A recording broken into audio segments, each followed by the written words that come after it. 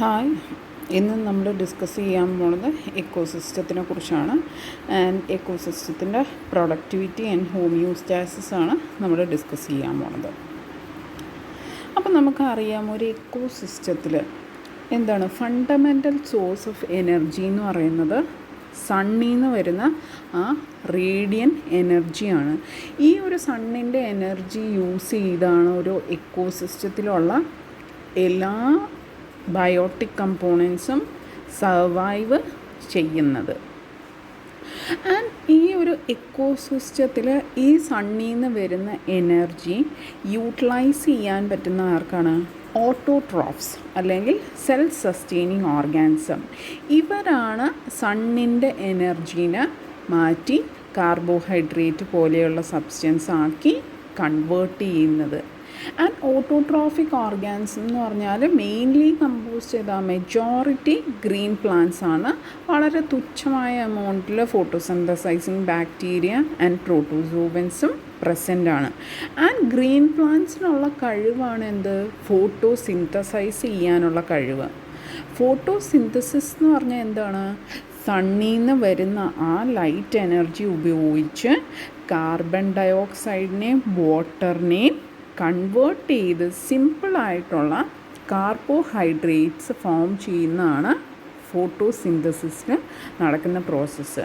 അതായത് സൺലൈറ്റിൻ്റെ എനർജി ഉപയോഗിച്ച് കാർബണിനെയും വാട്ടറിനെയും കമ്പൈൻ ചെയ്ത് സിമ്പിളായിട്ടുള്ള എനർജി റിച്ച് കാർബോഹൈഡ്രേറ്റ് ഫോം ചെയ്യുന്നതാണ് ഫോട്ടോസിന്തസിസ് എന്ന് പറഞ്ഞ പ്രോസസ്സ്. ആൻഡ് ഓട്ടോട്രോഫ്സിന് മാത്രമേ ഈ ഫോട്ടോസിന്തസിസ് ചെയ്യാൻ പറ്റുള്ളൂ. ആൻഡ് ഇങ്ങനെ കാർബോഹൈഡ്രേറ്റിൽ ഇവർ സ്റ്റോർ ചെയ്തേക്കുന്ന എനർജി ഉപയോഗിച്ചിട്ട് ഇവർ മോർ കോംപ്ലെക്സ് ആയിട്ടുള്ള ഓർഗാനിക് കോമ്പൗണ്ട്സ് സിന്തസൈസ് ചെയ്യും. പ്രോട്ടീൻസ്, ലിപ്പിഡ്സ്, സ്റ്റാർച്ച് പോലെയുള്ള കോമ്പൗണ്ട്സ് സിന്തസൈസ് ചെയ്തെടുക്കും.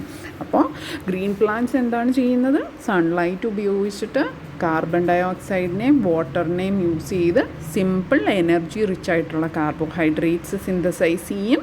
പിന്നീട് ഈ കാർബോഹൈഡ്രേറ്റിൽ സ്റ്റോർ ചെയ്തേക്കുന്ന എനർജി യൂട്ടിലൈസ് ചെയ്ത് ഇവർ കോംപ്ലെക്സ് ആയിട്ടുള്ള organic substance, proteins, lipids, starches ഒക്കെ പ്രൊഡ്യൂസ് ചെയ്യും. ആൻഡ് ഈ പ്രോട്ടീനും ലിപ്പിഡും സ്റ്റാർച്ചും എല്ലാം ഒരു ഓർഗാനിസത്തിൻ്റെ ലൈഫ് പ്രോസസ്സ് മെയിൻറ്റെയിൻ ചെയ്യാൻ വേണ്ടിയിട്ട് വളരെ ഇമ്പോർട്ടൻ്റ് ആയിട്ടുള്ള കമ്പോണൻസ് ആണ്. അപ്പോൾ ഇങ്ങനെ സൺലൈറ്റിൻ്റെ എനർജി യൂട്ടിലൈസ് ചെയ്ത് അതിനെ കൺവേർട്ട് ചെയ്ത് ഇങ്ങനെയുള്ള കോമ്പൗണ്ട് ആയിട്ടുള്ള ഓർഗാനിക് സബ്സ്റ്റൻസ് ക്രിയേറ്റ് ചെയ്ത് കഴിഞ്ഞാൽ നാച്ചുറലി എന്ത് പറ്റും? അവിടെ അതിൻ്റെ മാസ് കൂടാൻ സാധ്യതയുണ്ട്. അപ്പോൾ പ്രൊഡക്ടിവിറ്റി എന്ന് പറഞ്ഞാൽ the rate at which energy is converted by photosynthetic or chemosynthetic autotrophs to organic substances അല്ലെങ്കിൽ ടു ബയോമാസിനെയാണ് പ്രൈമറി പ്രൊഡക്ടിവിറ്റി എന്ന് പറയുന്നത്. അതായത് rate at which energy is converted by photosynthetic and chemosynthetic autotrophs to organic substance or ബയോമാസിനെയാണ് നമ്മൾ productivity എന്ന് പറയുന്നത്. And total amount of productivity in a regionനെയാണ് നമ്മൾ ഗ്രോസ് പ്രൈമറി പ്രൊഡക്ടിവിറ്റി എന്ന് പറയാം. അപ്പോൾ നമ്മളൊരു ഓർഗാനിസം എടുത്തു കഴിഞ്ഞാൽ അവിടെ ബിൽഡിംഗ് അപ്പ് പ്രോസസ്സ് മാത്രമല്ലല്ലോ ഒരു ഓർഗാനിസത്തിൻ്റെ നടക്കുന്നത്. അവരിങ്ങനെ സിന്തസൈസ് അല്ലെങ്കിൽ സ്റ്റോർ ചെയ്തിരിക്കുന്ന എനർജി വെച്ചിട്ട് ആ ഓർഗാനിസത്തിൻ്റെ വിത്തിൻ ആ ഓർഗാനിസം കുറേ പ്രോസസ്സുകൾ നടക്കുന്നുണ്ട്. റെസ്പിറേഷൻ അല്ലെങ്കിൽ വേറെ breaking down process, ageing of cells, ഇതൊക്കെ ടേക്ക് പ്ലേസ് ചെയ്യുന്നുണ്ട്. അപ്പോൾ ഈ day to day activities maintain ചെയ്യേണ്ട respiration, cell growth, cell death ഒക്കെ നടക്കാൻ വേണ്ടിയിട്ട് ഈ ഉണ്ടാക്കി വച്ചേക്കുന്ന എനർജീന്ന് അവർ കുറച്ച് യൂട്ടിലൈസ് ചെയ്യുന്നുണ്ട്. ആ യൂട്ടിലൈസ് ചെയ്തിട്ട് ബാക്കി വരുന്ന എനർജീനെയാണ് നമ്മൾ നെറ്റ് പ്രൈമറി പ്രൊഡക്ടിവിറ്റി എന്ന് പറയുന്നത്. അപ്പോൾ ഗ്രോസ് പ്രൈമറി പ്രൊഡക്ടിവിറ്റി എന്ന് പറഞ്ഞാൽ എത്ര എനർജി അവർ ഓർഗാനിക് സബ്സ്റ്റൻസ് ആയിട്ട് കൺവേർട്ട് ചെയ്തു അതിനെയാണ് നമ്മൾ ഗ്രോസ് പ്രൈമറി പ്രൊഡക്ടിവിറ്റി എന്ന് പറയുന്നത്. ആൻഡ് നെറ്റ് പ്രൈമറി പ്രൊഡക്ടിവിറ്റി എന്ന് പറഞ്ഞാൽ ഈ ഗ്രോസ് പ്രൈമറി പ്രൊഡക്ടിവിറ്റിയിൽ നിന്ന് അവർ കുറച്ച് എമൗണ്ട് ഓഫ് എനർജി യൂട്ടിലൈസ് ചെയ്യുന്നുണ്ട് അവരുടെ day to day activities run ചെയ്യിക്കാൻ വേണ്ടിയിട്ട്. ആ ഡേ ടു ഡേ ആക്ടിവിറ്റീസൊക്കെ റൺ ചെയ്തതിന് ശേഷം ബാക്കി എത്ര എനർജി അവിടെ റിമെയിൻ ചെയ്യുന്നു അതിനെയാണ് നമ്മൾ നെറ്റ് പ്രൈമറി പ്രൊഡക്ടിവിറ്റി എന്ന് പറയുന്നത്. അപ്പോൾ certain amount of organic material is used to sustain the life of producers and what remains is net primary productivity. അപ്പോൾ പ്രൊഡക്ടിവിറ്റി എന്ന് പറഞ്ഞാൽ എന്താണ്? സൺലൈറ്റ് ഉപയോഗിച്ച് ഓർഗാനിക് സബ്സ്റ്റൻസ് സിന്തസൈസ് ചെയ്യുന്ന പ്രോസസ്സ് അല്ലെങ്കിൽ റേറ്റ് ഓഫ് ബയോമാസ് പ്രൊഡക്ഷനെയാണ് നമ്മൾ പ്രൊഡക്ടിവിറ്റി എന്ന് പറയുന്നത്. ആൻഡ് യൂഷ്വലി നമ്മൾ പ്രൊഡക്ടിവിറ്റി എക്സ്പ്രസ് ചെയ്യുന്നത് dry matter produced or energy captured per unit area of land per unit time എന്ന രീതിയിലാണ്. അതായത് dry matter produced or energy captured per unit area of land per unit time. അത് നമ്മൾ express ചെയ്യുമ്പോൾ നമുക്ക് കിട്ടുന്നത് calories per centimetre square per year use ചെയ്ത് നമുക്ക് പ്രൊഡക്ടിവിറ്റീനെ ഡിനോട്ട് ചെയ്യാം. അല്ലെങ്കിൽ എത്രത്തോളം ഡ്രൈ മാറ്റർ പ്രൊഡ്യൂസ് ചെയ്താണെങ്കിൽ നമുക്കതിനെ grams per metre square per year use ചെയ്ത് റെപ്രസെൻറ്റ് ചെയ്യാം. ആൻഡ് 3 ടൈപ്പ് പ്രൊഡക്ടിവിറ്റി ഉണ്ട്. Primary productivity, secondary productivity and net productivity. ഇനി ഇത് ഓരോന്നും എന്താണെന്ന് നമുക്ക് നോക്കാം. ഫസ്റ്റാണ് പ്രൈമറി പ്രൊഡക്ടിവിറ്റി.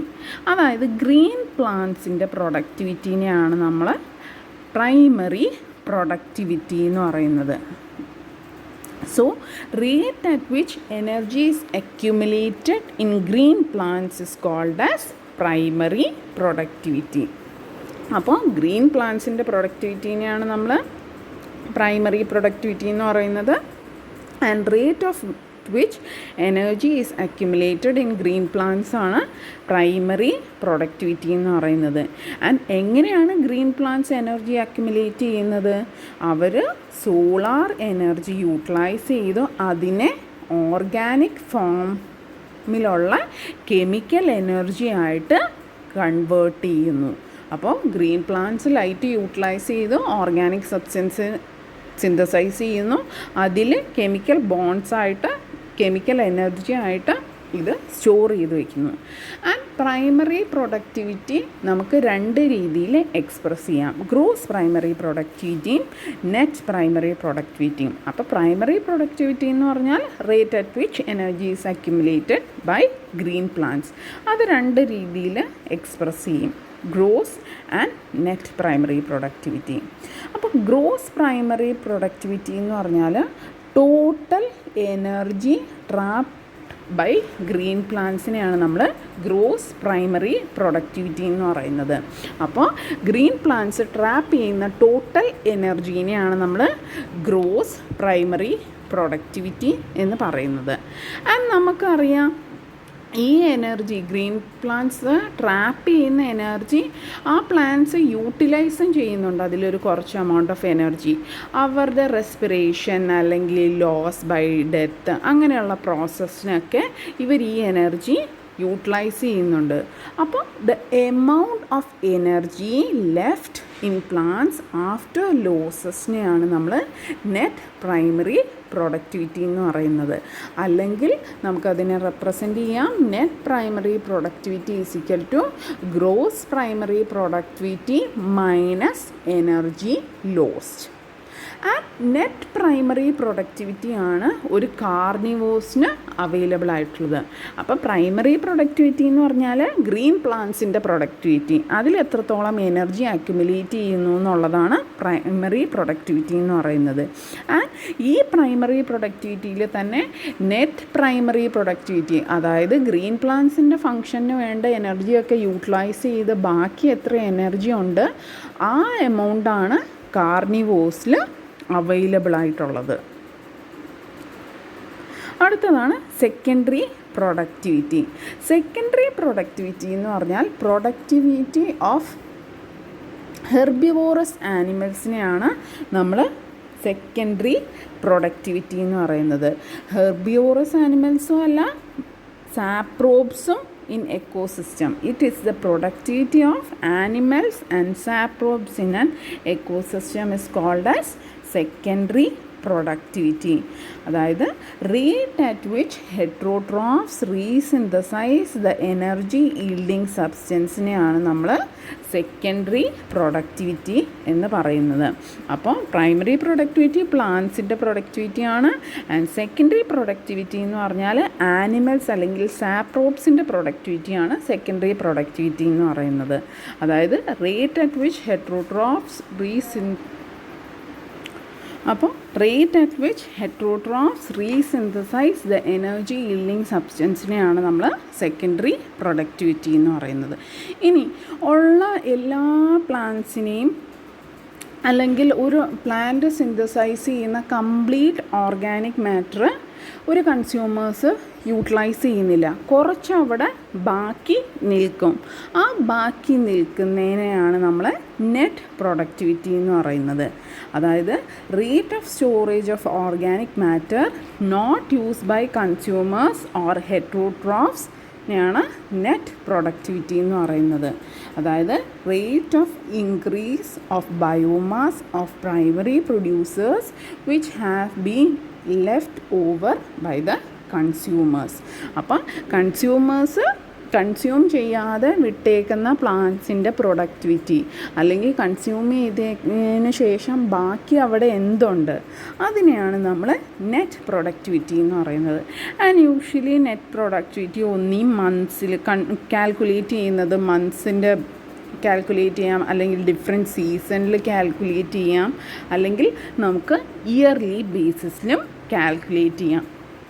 അപ്പോൾ ഇത്രയും കാര്യങ്ങളാണ് നമുക്ക് പ്രൊഡക്ടിവിറ്റി പറ്റി പഠിക്കാനുള്ളത്. പ്രൈമറി പ്രൊഡക്ടിവിറ്റി ഉണ്ട്, gross primary productivity, net primary productivity and secondary productivity and net productivity. അടുത്ത് നമ്മൾ നോക്കാൻ പോകുന്ന കൺസെപ്റ്റ് എന്ന് പറഞ്ഞാൽ ഹോമിയോസ്റ്റാസിസ് ഇൻ എക്കോസിസ്റ്റം. അപ്പം നമുക്കറിയാം എക്കോസിസ്റ്റം കമ്പോണൻസ് എടുത്തു കഴിഞ്ഞാൽ ബയോട്ടിക് കമ്പോണൻസും ഉണ്ട്, എബയോട്ടിക് കമ്പോണൻസും ഉണ്ട്. ആൻഡ് ഈ ഒരു എക്കോസിസ്റ്റത്തിലുള്ള കമ്പോണൻസ് എല്ലാം തമ്മിൽ ഡിപ്പെൻഡ് ചെയ്തിരിക്കുകയാണ്. ഓരോ ഫാക്ടേഴ്സും അല്ലെങ്കിൽ ഓരോ കമ്പോണൻസും തമ്മിൽ ഡിപ്പെൻഡ് ചെയ്തിരിക്കാം.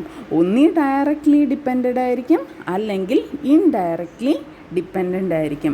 ഫോർ എക്സാമ്പിൾ നമ്മൾ ഇന്നലെ പറഞ്ഞു എബയോട്ടിക് കമ്പോണൻ്റ് ആണ് എന്ത്, ടെമ്പറേച്ചർ.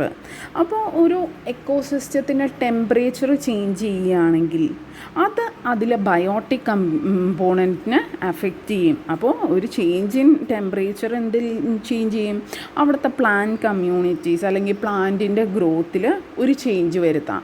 അങ്ങനെ പ്ലാന്റിൻ്റെ ഗ്രോത്തിൽ ചേഞ്ച് വന്നു കഴിഞ്ഞാൽ എന്ത് പറ്റും, അവിടെ താമസിക്കുന്ന ആ പ്ലാന്റിനെ ഡിപ്പെൻഡ് ചെയ്ത് ഫുഡിനും ഷെൽട്ടറിനും വേണ്ടി ആ പ്ലാന്റിനെ ഡിപ്പെൻഡ് ചെയ്യുന്ന ആനിമൽസിനെ അത് ചേഞ്ചസ് കോസ് ചെയ്യാം. അപ്പോൾ ഈ ആനിമൽസ് ഒന്നിൽ വേറെ വല്ലയിടത്തോട്ടും മൂവ് ചെയ്യണം, അല്ലെങ്കിൽ അവർ നശിഞ്ഞു പോവും. അപ്പോൾ ഈ ഒരു എൻവയോൺമെൻറ്റിൽ ഉള്ള അല്ലെങ്കിൽ എക്കോസിസ്റ്റത്തിലുള്ള എല്ലാ കമ്പോണൻസും തമ്മിൽ ഇൻട്രാക്റ്റ് ചെയ്തിരിക്കുകയാണ്, ഡയറക്റ്റ്ലി ഓർ ഇൻഡയറക്റ്റ്ലി ഇൻട്രാക്റ്റ് ചെയ്തിരിക്കുകയാണ്.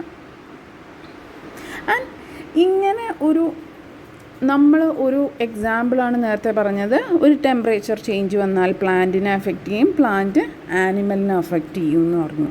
നമ്മളൊരു എക്കോസിസ്റ്റം എടുക്കുകയാണെങ്കിൽ അവിടെ കുറേ ഡിസ്റ്റർബൻസ് എപ്പോഴും നടന്നുകൊണ്ടിരിക്കും. കുറേ സെറ്റ് ഓഫ് ഡിസ്റ്റർബൻസ് ഒരു എക്കോസിസ്റ്റത്തിൽ നടന്നുകൊണ്ടിരിക്കും. അതിന് എക്സാമ്പിളാണ് ക്ലൈമറ്റ് ചേഞ്ച്, അല്ലെങ്കിൽ പുറത്തുനിന്ന് വല്ല സ്പീഷീസ് ഒരു കമ്മ്യൂണിറ്റിയിലോട്ട് വരാം, അല്ലെങ്കിൽ അവിടെയുള്ള ഏതെങ്കിലും സ്പീഷീസ് നശിഞ്ഞു പോകാം എക്സ്റ്റിങ്ഷൻ വഴി, അല്ലെങ്കിൽ അവിടെ ഫയറോ ഫ്ലഡോ ഒക്കെ വഴി അവിടെ ഡിസ്റ്റർബൻസ് വരാം. ഇല്ലെങ്കിൽ പോട്ടെ മനുഷ്യൻ്റെ തന്നെ എന്തെങ്കിലും ആക്ടിവിറ്റി, ആന്ത്രോപോജനിക് ആക്ടിവിറ്റീസ് കാരണം എന്തെങ്കിലും ചേഞ്ചസ് വന്നുകൊണ്ടിരിക്കാം. അപ്പോൾ ഒരു എക്കോളജിക്കൽ സിസ്റ്റം എന്ന് പറഞ്ഞാൽ ഓൾവേസ് അതിന് കുറേ wide range of disturbance present ആയിരിക്കും. അപ്പോൾ ഇങ്ങനെയുള്ള ഡിസ്റ്റർബൻസ് ഉണ്ടെങ്കിലും ഒരു സ്റ്റഡി സ്റ്റേറ്റിൽ ഒരു എക്കോസിസ്റ്റം എപ്പോഴും മെയിൻറ്റെയിൻ ചെയ്യാൻ നോക്കും. ആ പ്രോസസ്സിനെയാണ് നമ്മൾ ഹോമിയോസ്റ്റാസിസ് എന്ന് പറയുന്നത്. Homeostasis literally means same standing and refers to the maintenance of system level properties by means of internal adjustments. അപ്പോൾ എന്ത് ഡിസ്റ്റർബൻസ് ഉണ്ടെങ്കിലും അവരുടെ സിസ്റ്റം ലെവൽ പ്രോപ്പർട്ടീസിനെ ഒരു സെയിം ഇക്വിലിബ്രിയത്തിൽ മെയിൻറ്റെയിൻ ചെയ്യും ഇൻറ്റേർണൽ അഡ്ജസ്റ്റ്മെൻറ്റ് വഴി. അതിനെയാണ് നമ്മൾ ഹോമിയോസ്റ്റാസിസ് എന്ന് പറയുന്നത്. നമുക്കിന്ന് നോക്കാം എന്താ സിസ്റ്റം ലെവൽ പ്രോപ്പർട്ടീസ് എന്നുള്ളത്. നമ്മൾ പോപ്പുലേഷൻ ലെവൽ അല്ലെങ്കിൽ കമ്മ്യൂണിറ്റി ലെവൽ എടുത്ത് നോക്കിയാലും സിസ്റ്റം ലെവൽ പ്രോപ്പർട്ടീസ് എന്ന് പറയുന്നത് ഒരു സ്പീഷീസ് റിച്ച്നെസ്, അല്ലെങ്കിൽ ഒരു കമ്മ്യൂണിറ്റീൻ്റെ എനർജി ഫ്ലോ, അല്ലെങ്കിൽ അബണ്ടൻസ് ഓഫ് ഓർഗാനിസം, അല്ലെങ്കിൽ nutrient cycling, or ecosystem or biomass production. ഇതിനെയൊക്കെയാണ് നമ്മൾ സിസ്റ്റം ലെവൽ പ്രോപ്പർട്ടീസ് എന്ന് പറയുന്നത്. അപ്പോൾ ഈ പ്രോപ്പർട്ടീസിനെയൊക്കെ അഡ്ജസ്റ്റ് ചെയ്ത് ഒരു സ്റ്റഡി സ്റ്റേറ്റ് മെയിൻറ്റെയിൻ ചെയ്യുന്ന പ്രോസസ്സിനെയാണ് നമ്മൾ ഹോമിയോസ്റ്റാസിസ് എന്ന് പറയുന്നത്. And these system level properties are often considered to reflect the operation of the system as a whole, and they are usually not solely the consequence of any particular species. So ഈ system level property എന്ന് പറഞ്ഞാൽ ഒരു holistic ക്യാരക്ടറാണ്. അതായത് ഒരു single സ്പീഷീസിൻ്റെ property അല്ല. Nutrient flow അല്ലെങ്കിൽ productivity പോലെയുള്ളത് ഒരു സിംഗിൾ സ്പീഷീസിൻ്റെ അല്ല, അവിടെയുള്ള ഡിഫറെൻറ്റ് സ്പീഷീസ് തമ്മിൽ കമ്പൈൻ ചെയ്ത് നടക്കുന്ന ഒരു പ്രോസസ്സാണ് ന്യൂട്രിയൻ ഫ്ലോ അല്ലെങ്കിൽ പ്രൊഡക്ടിവിറ്റി എന്നൊക്കെ പറയുന്നത്. അപ്പോൾ ഇത് ഒരു ഹോളിസ്റ്റിക് ആയിട്ടുള്ള ക്യാരക്ടറാണ്. And ecosystem can respond to perturbations by exhibiting radical shift in these properties, and sometimes ecological systems are able to maintain system level equilibrium. അപ്പോൾ ഇങ്ങനെ സിസ്റ്റം ലെവൽ പ്രോപ്പർട്ടീസിലെ ഇൻറ്റേർണൽ അഡ്ജസ്റ്റ്മെൻറ്റ്സ് ചെയ്ത് ആ ഒരു സിസ്റ്റം ലെവൽ ഇക്വിലിബ്രിയം മെയിൻറ്റെയിൻ ചെയ്യുന്ന ആ പ്രോസസ്സിനെയാണ് നമ്മൾ homeostasis എന്ന് പറയുന്നത്. നമുക്കിതൊരു സിമ്പിൾ എക്സാമ്പിൾ വെച്ചിട്ട് നോക്കാം. അതായത് ഹോമിയോസ്റ്റാസിസ് എന്ന് പറഞ്ഞാൽ ഒരു എക്കോസിസ്റ്റം എപ്പോഴും ഒരു ഇക്വിലിബ്രിയം മെയിൻറ്റെയിൻ ചെയ്യും. എന്തെങ്കിലും എക്സ്റ്റേണൽ ഫാക്ടർ വഴി ആ ഇക്വിലിബ്രിയത്തിൽ ഒരു ഷിഫ്റ്റ് വന്നു കഴിഞ്ഞാൽ നാച്ചുറലി വീണ്ടും ആ എക്കോസിസ്റ്റം തിരിച്ച് അതിൻ്റെ പഴയ സ്റ്റേറ്റ് അല്ലെങ്കിൽ സ്റ്റഡി സ്റ്റേറ്റിൽ വരാൻ നോക്കും. അങ്ങനെ നോക്കുന്ന ആ പ്രോസസ്സിനെയാണ് നമ്മൾ ഹോമിയോസ്റ്റാസിസ് എന്ന് പറയുന്നത്. അപ്പോൾ ഏറ്റവും സ്യൂട്ടബിൾ ഒരു എക്സാമ്പിളാണ് ഹോമിയോസ്റ്റാസിസിനുള്ളത് പ്രിഡേറ്റർ ആൻഡ് പ്രേ തമ്മിലുള്ള ഇൻട്രാക്ഷൻ. നമുക്കത് വെച്ചിട്ട് ഒരു എക്സാമ്പിൾ നോക്കാം. Interaction between predators and prey. അപ്പോൾ common homeostatic mechanism control many system properties is an interaction between consumers and resources. നമുക്കൊരു സിമ്പിൾ പ്രിഡേറ്റർ പ്രേ സിസ്റ്റം എടുക്കാം. ഒരു ഫോക്സും അതിൻ്റെ പ്രേ എന്ന് പറയുന്നത് റാബിറ്റും. സപ്പോസ് ഒരു പെർട്ടിക്കുലർ ഏരിയ എടുക്കാം. ആ ഏരിയയിൽ ഫോക്സും റാബിറ്റും പ്രസൻ്റ് ആണ്.